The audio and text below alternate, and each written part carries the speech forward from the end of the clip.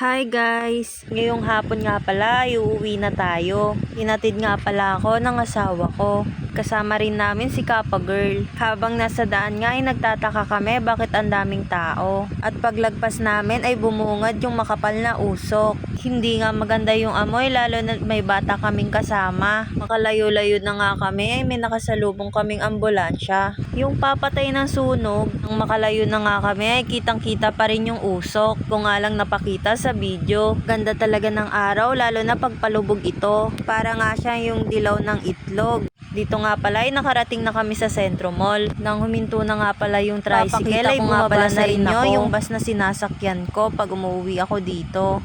Pero sabi pupunuin lang daw. Tinanong nga muna pala niya kung anong oras daw aalis yung bus. Wala nga sinabi na eksaktong oras. Tas eto nga ikikis niya ako guys. Hala, kinikilig ako. Pumasok nga muna pala kami sa loob ng Sentro Mall. May nakita nga pala akong bata at kinawayan ko nga pala ito. Pero inisnab ako kaya hinanap na nga lang pala namin yung CR. Pansin ko nga na si Kappa Girl pala yung naka-gray. Pasok ko nga hindi ko siya nakita.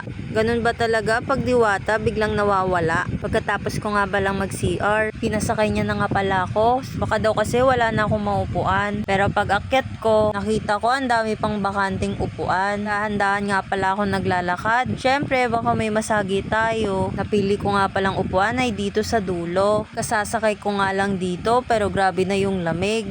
Konti pa lang kasi yung pasahero. Nalulungkot nga ako kasi magkakahiwalay na naman kami ng asawa ko. Sinilip ko nga pala siya sa bintana ng bus. Ayun no, tuwang-tuwang uuwi na ako.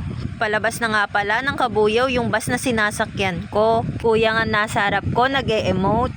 Broken ka po ba? Dito nga pala inaantay ko na rin yung ticket. Para pag nakapagbayad na ako, pwede na akong umidlip.